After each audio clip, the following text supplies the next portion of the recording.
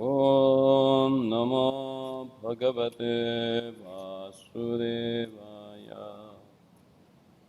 ॐ नमो भगवते वासुदेवाय। ॐ नमो भगवते वासुदेवाय। नारायणं नमस्कृत्यं नरं चैव नरोत्तमं देवीं सरस्वतीं व्यासां ततो जयमुदीरये। नष्टप्रायेषु अभद्रेषु नित्यं भागवत सेवया भगवति उत्तमश्लोके भक्तिर्भवति नैष्टिकी। कृष्णाय वासुदेवाय देवकीनन्दनाय च नन्दगोपकुमाराय गोविन्दाय नमो नमः। नमो नलिननेत्राय वेणुवाद्यविनोदिने राधाधरसुधापान शालिने वनमालिने। महाभावस्वरूपास्त्वं कृष्णप्रियवरीयसी प्रेमभक्तिप्रदे देवी श्रीराधिका त्वं नमोऽस्तुते। Reading from Srimad Bhagavatam, chapter 2, text number 13. Yadharmasonor Bhatarajasuye Nirikshadrak Swastyayanam Triloka Karsnena Chadde Hagatam Vidatur Akrussato Kaushalam Ityam Anya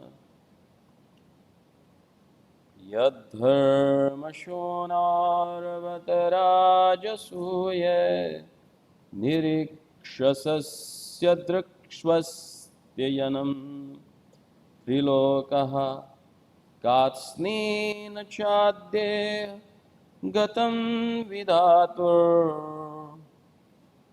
Arvakashruto Kaushalam Ityamananya Yadharmasonar Badarajasuye Nirikshadrakshvastyayanam Triloka Kasnena Chadde Agatam Vidatur Avakrishrutau Kaushalam Ityamananya. Translation and purport by His Loving Divine Grace, A.C. Bhaktivedanta Swami Srila Prabhupada. All the demigods from the upper, lower and middle universe, planetary systems assemble at the altar of the Rajasuya sacrifice performed by Maharaj Yudhishthira. After seeing the beautiful bodily feature of Lord Krishna, they all contemplated that he was the ultimate dexterous creation of a Brahma, the creator of human being.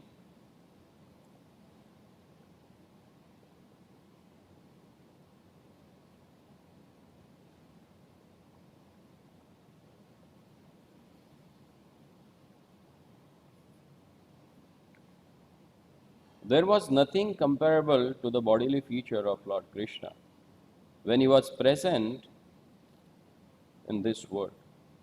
The most beautiful object in material world may be compared to the blue lotus flower or the full moon in the sky. But even the lotus flower and the moon were defeated by the beauty of the bodily features of Lord Krishna. And this was certified by the demigods, the most beautiful living creatures in the universe.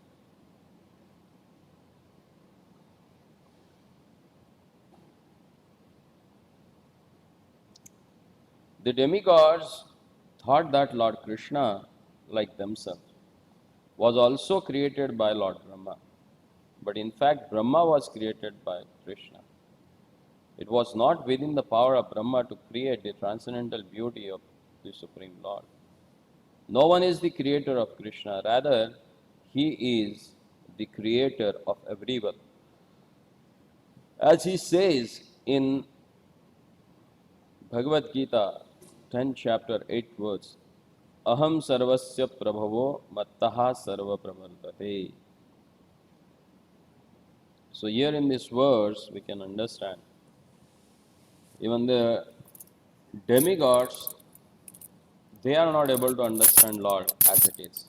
As Lord says in Bhagavad Gita, Name vidur surgana prabhavam na maharshaya aham adihi devanam maharshinam cha sarvashaha.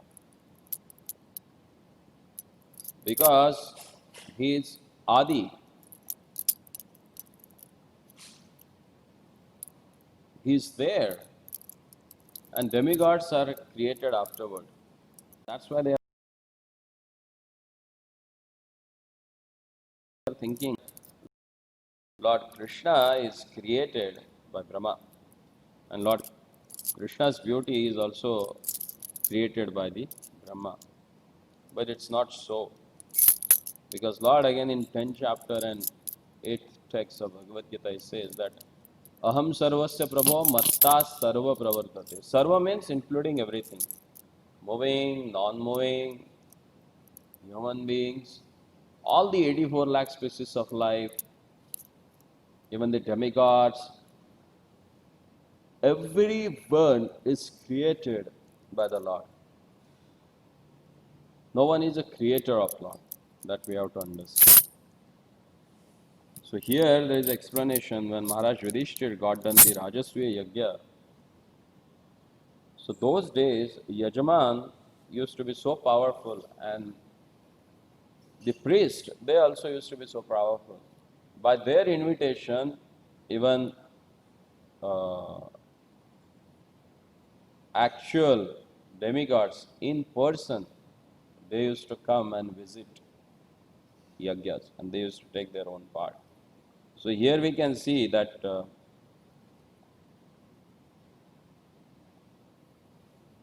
in the Rajasviya Yajna of Maharaj Yudhishthir, all the demigods they presented personally. And when they saw the wonderful beauty of their lordship, they got bewildered, and in their mind they started thinking that as they are created by the Brahma, so all and everything has created by Brahma. So they thought that the beauty of Krishna is also created by Brahma. So it's not necessary by that being a demigod, you can able to understand their lordship. It's very difficult. See, in the heavenly planets, Lord resides as Upendra, the son of Indra. Just he sit next to Devaraj Indra. But he forgets that there is a Supreme Personality of a Godhead who is sitting next to him. Because the allurement in the material world are so strong that Jiva always tend to forget his own identity and identity of the Lord. Then in the next verse, Uddhavji says, Yasyānurāga pluptahāsarāsa līlāvaloka pratilabdhamānaha vrajastriyodrikphir anupravritta dhiyo vatastho khilakritya sheshaha. The damsels of Vraja, after pastimes of laughter, humor, and exchange of glances, were anguished when Krishna left them. They used to follow him with their eyes, and thus they sat down with stunned intelligence and could not finish their household duties.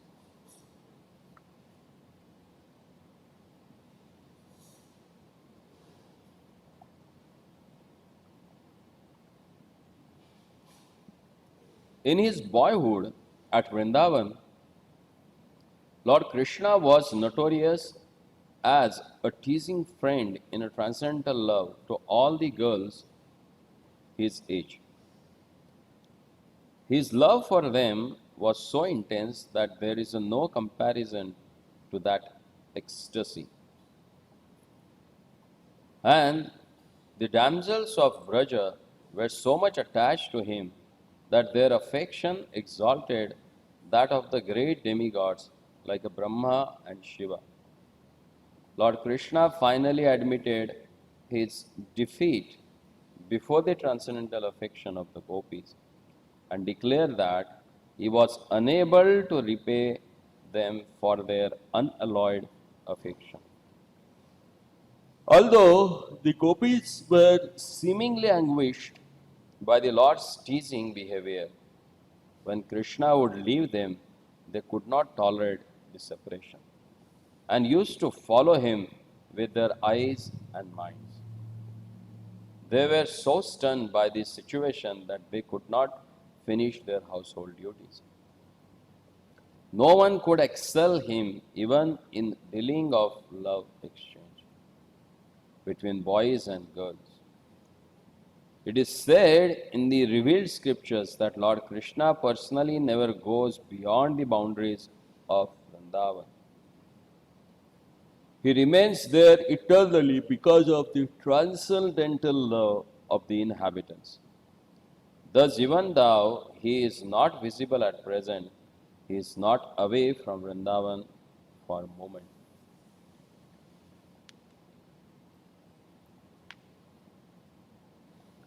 So here the intense separation of gopis or Vrajastriya has explained. When Lord used to tease them, as he usually does with the gopis, he used to tease them and he used to disappear from them. He used to disappear from their eyes, in front of their eyes. And by not seeing him, they used to go mad actually. And because of that madness, they never used to do their regular household work. Because that love that they had for the Lord is the topmost love. Even Mahaprabhu, when he appeared, he also proclaimed that it's the love of gopis that excel everything.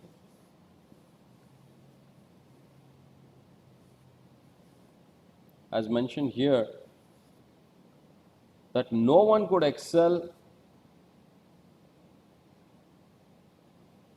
their loves and their dealings with Krishna. And that's why Krishna says that I'm totally indebted to you.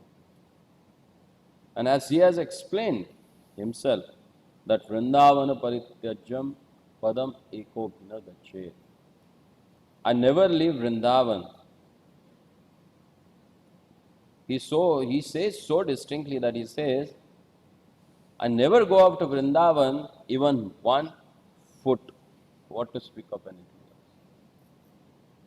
Then there may be a question, who was there in Mathura and Dwarika?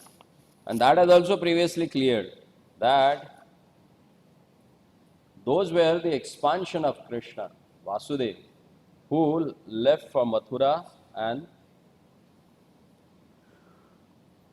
Dwarka. Shyamasundar Krishna, the lover of gopis, Gopinath, Gopijana Vallabha, he never leaves Vrindavan because he can't live without them. And as Lord says that Naham Vasami Vaikunde Yoginam hridayeshu nava mad bhakta yatra gayanti tatra tishtami narada. Where I stay? He says not only stay, but he says I'm tishtami. The proper word for English has very short of funds. Words. Tishtami means person who is standing and waiting for someone. So Lord, he says, I'm waiting so that I can get the audience or a glance of my devotees upon me when they sing upon me.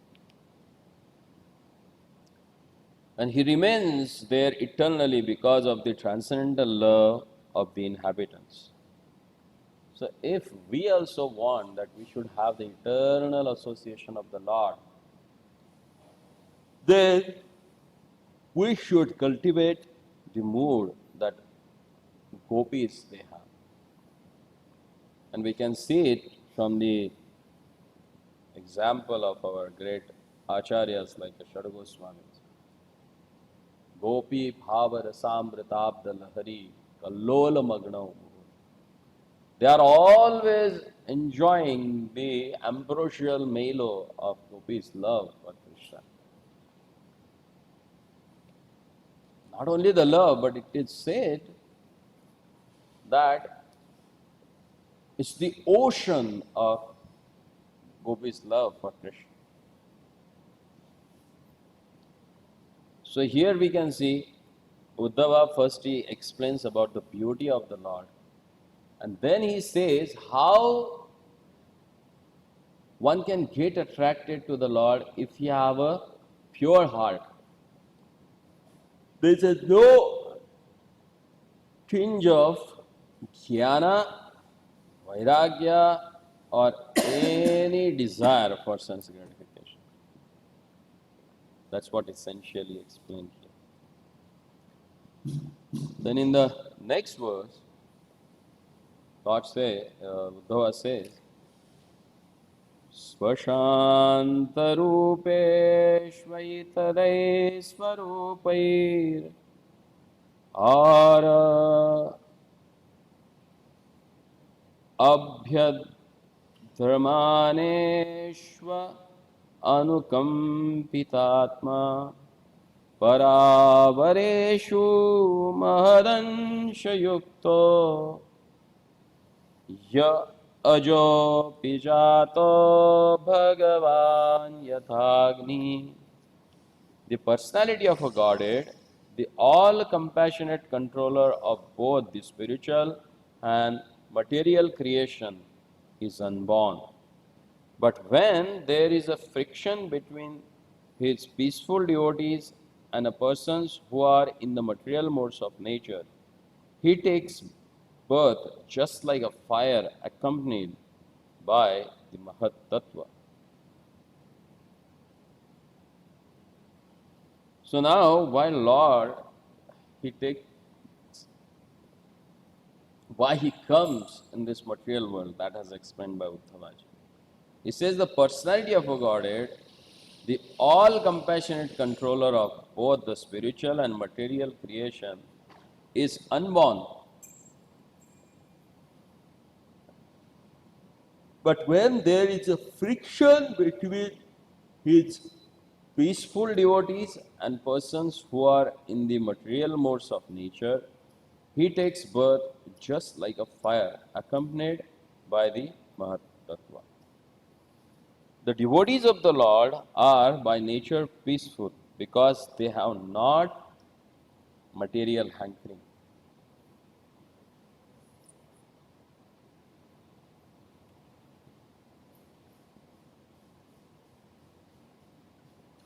भुक्ति मुक्ति कामी सकले अशांत कृष्ण भक्त निष्काम अतएव आगे क्या शांत. Devotees of the Lord are by nature peaceful because they have no material hankering. They are nishkama. A bewildered soul has a no hankering.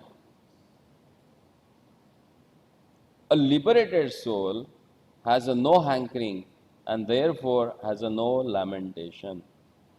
One who wants to possess also laments when he loses his possessions.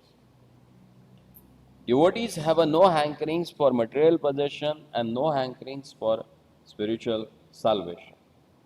Bhukti, mukti, for material sense gratification also and as well as for salvation also. Devotee does not have any hankering. They are situated in the transcendental loving service, but the Lord as a matter of duty, and they do not mind where they are or how they have to act. That's why it is said that Narayana para sarve na kutashana vibhyati swarga apavargeshu narkat api samadarshinaha. Narayana para sarve. Narayana para sarve means who?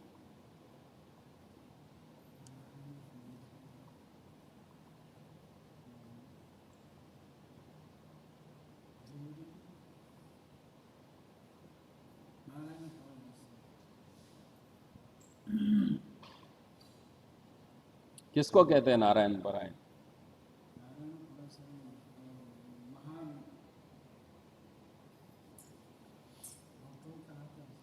हाँ, वो कहीं पे भी रहे उनको कुछ फर्क नहीं पड़ता है? दिवि वा भुवि वा ममापि वा स्वर्गेषु वा नरकांत प्रकामम. महाराज श्रील कुलशेखर कहते हैं कि आप मुझे कहीं पे भी जन्म दे दो, चाहे दिव्य स्वर्ग में, भूवि चाहे भूलोक में, या फिर नरक में डाल दो. क्यों? क्योंकि जैसे प्रहलाद महाराज बताते हैं कि त्वदवीर्य गायन महाअमृत मग्न चेतः, आपके गुणगान में मेरा चित्त नित्य रूप से लगने के कारण आप मुझे कहीं पे भी रखो, मुझे फर्क नहीं पड़ता. क्योंकि ना तो उनके पास भौतिक चीजों के लिए आसक्ति है, आशा है, ना मुक्ति के लिए आशा है. मुक्ति का स्वरूप क्या है? मुक्ति हित्वा अन्यथा रूपम स्वरूपेण व्यवस्थिता. जब व्यक्ति अपने स्वरूप स्थिति में आ जाता है तो उसको मुक्ति कहा जाता है. और जीव की मरु स्वरूप स्थिति क्या है? हाँ?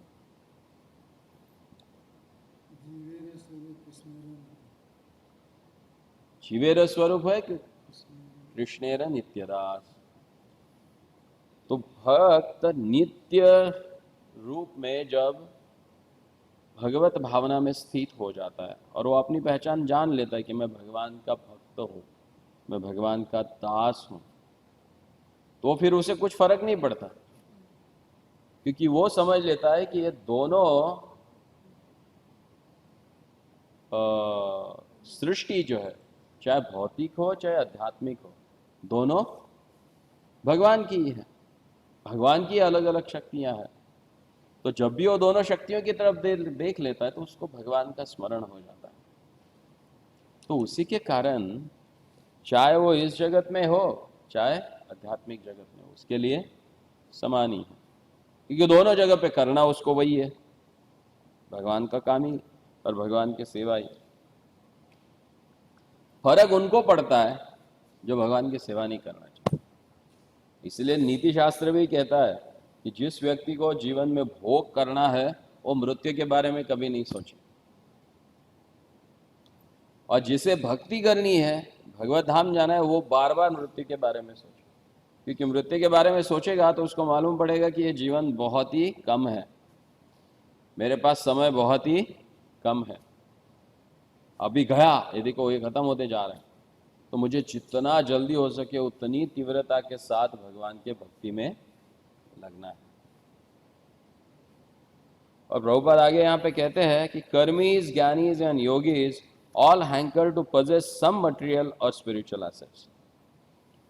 चाहे कर्मी हो, ज्ञानी हो या योगी हो, इनको इस भौतिक जगत में चाहिए कुछ ना कुछ. जैसे कर्मी है, वो कर्म करता है, क्यों करता है? फल की अपेक्षा रहती है इसलिए ना। जैसे कोई ब्राह्मणों को खिलाता है, ब्राह्मणों को वस्त्र दान देता है, तो उसका कुछ ना कुछ संकल्प रहता है, मन कुछ ना कुछ चाहता है, इसलिए वो देता है, क्योंकि उसको मालूम है उसको कुछ मिलने वाला है, इसलिए वो दान करता है। ऐसे ही कोई दान नहीं करेगा। ज्ञानी है, ज्ञानी को भी इस भौतिक जगत में आनंद चाहिए होता है। ज्ञान ये सतोगुण का लक्षण है, और सतोगुण में सुख और आनंद, आनंद जो है वो आदमी को बांध देता है। तो ज्ञानी भी बंधा रहता है यहां पे। और फिर आगे बताते हैं योगी, योगी को क्या चाहिए? उसको मुक्ति चाहिए, उसको आध्यात्मिक चाहिए, कुछ ना कुछ चाहिए उसको। लेकिन भक्त, स्वयं भगवान कहते हैं कि देयमानम न गृह्णन्ति सारूप्य साष्टी सायुज्य सालोक्य, देयमानम न गृह्णन्ति। मैं देना भी चाहो तो नहीं चाहिए उनको, मत सेवया विना। उनको चाहिए केवल भगवान की सेवा। तो ना तो उनको आध्यात्मिक कुछ चाहिए, ना तो भौतिक कुछ चाहिए, पर उनको चाहिए भगवान की सेवा। They want only to serve the Lord anywhere in the material or spiritual worlds. That's the Lord's desire. And the Lord is always specifically compassionate towards such devotees. और ऐसे भक्तों के प्रति भगवान आसक्त रहते हैं। रहेंगे ना या नहीं रहेंगे? जैसे आपका कोई चेला है, वो सोचता है आप जो बोलेंगे वो सही प्रभु। आपने बोला आज एकादशी है, मैं आज फास्टिंग करूंगा। तो आप ऐसे व्यक्ति के बारे में सोचते हैं या नहीं सोचते? कभी कभार मायापुर गए तो ऐसे व्यक्ति के लिए कुछ लाते हो या नहीं लाते? नहीं लाते? लाते हैं ना? क्यों? क्योंकि आपको मालूम है ये व्यक्ति मेरे ऊपर निर्भर है। तो अपने आप उसके अच्छाई के बारे में, उसका भला कैसे, उसके बारे में सोचते हैं या नहीं? सोचते हैं ना? तो यहां पे भगवान भी वही लिख रहे हैं कि जो व्यक्ति पूरी तरह से उनके ऊपर निर्भर रह रहता है, भगवान बोलते हैं मैं उसके ऊपर कृपा करता हूं। तेषाम एवानुकंपा, मैं उनके ऊपर अनुकंपा करता हूं, कृपा करता हूं। The karmis, jnanis, yogis have their particular mentalities in the modes of nature, and therefore they called ether or non-devotees. Oh, स्वशांते Rupesh इतरई ही स्वरूपे। इसीलिए इन कर्मी, ज्ञानी और योगी लोगों को इतर कहा जाता है, क्योंकि उनको भगवान के अलावा अन्य चीजों में इंटरेस्ट है।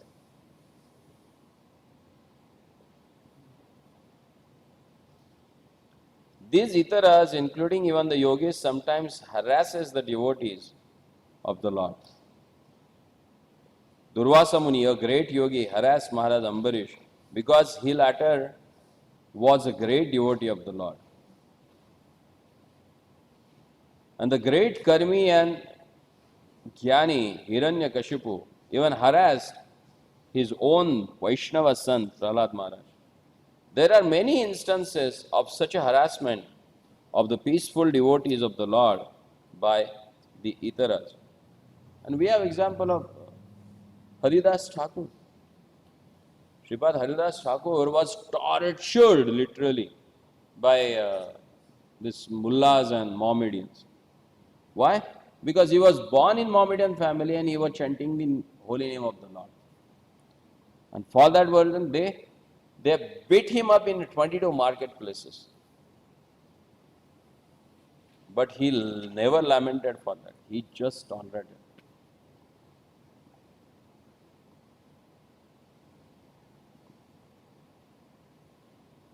And then Mahaprabhu came in picture.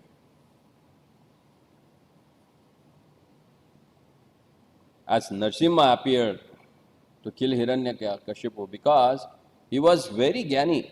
If you read 7th canto, there is an explanation about what a sound knowledge he had about Vedic philosophy. And he was a Karmi. He was too much attached to gold and women. That's why he is Hiranyakashipu. Kashyapu means bed. And Hiranya means gold.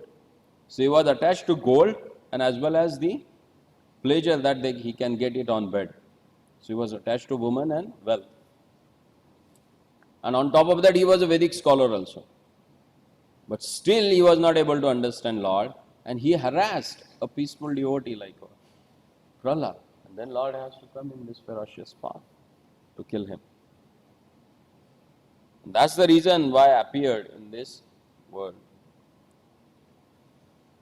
When such a friction takes place, the Lord, out of his great compassion towards his pure devotee, appears in person, accompanied by the plenary portions, controlling the Mahat Tattva. The Lord is everywhere in both material and spiritual domains, and he appears for the sake of his devotees when there is a friction between the devotees and non-devotees.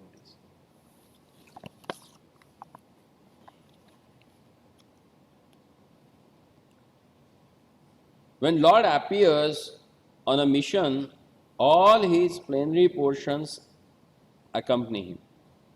When he appeared as the son of Vasudeva, there were difference of opinion about his incarnation.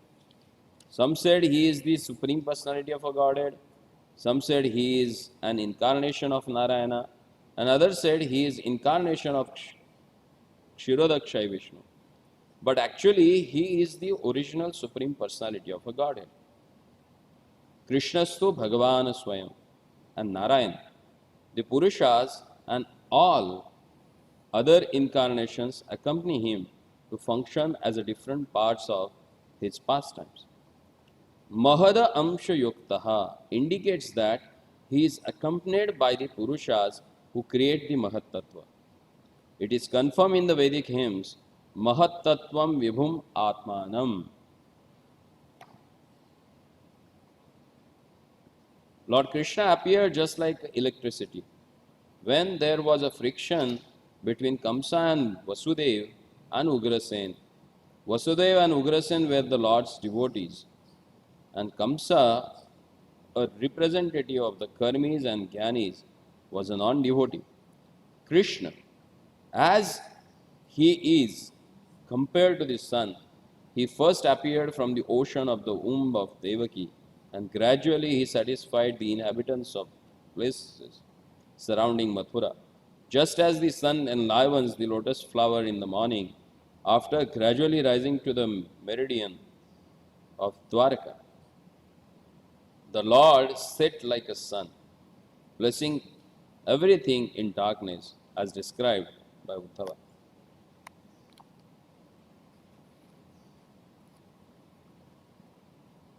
So here it is mentioned, Mahad Ansha Yukto. Lord comes along with a Mahad Ansha, that is Mahat Tattva, and the Purusha avatars, who creates this material world. Some says that Lord Krishna comes from Narayana, but it said that all they are the expansions of Krishna. These are Kala and Anshas of Krishna. So it needs to be understood that Lord is Lord as He is. And to understand Him, how is it possible? By rendering devotional service to Him. Hearing about Him from the pure devotees, like Uddhavji and Vidurji, because they have the proper understanding about Bhagavat Tattva. Otherwise, it is impossible. And here we can see when the two devotees come together, what they speak about, what they discuss about. And this is what satisfies the Lord, and Lord never leaves their company. Hare Krishna.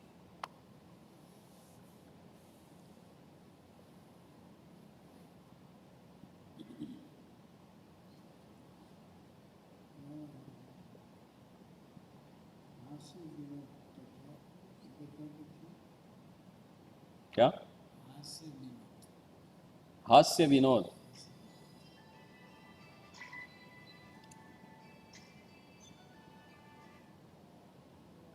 हास्य विनोद क्या?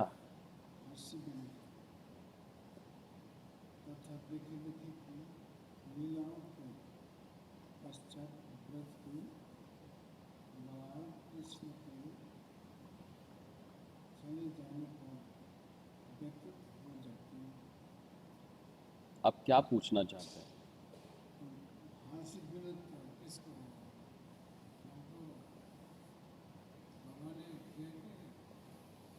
क्या लिखा है वहां पे?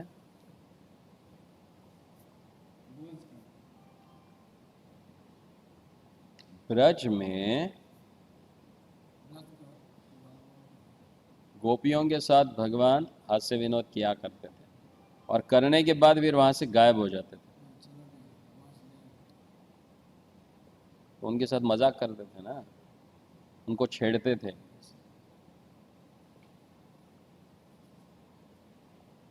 आप क्या सोच रहे हैं? अच्छा है? हाँ,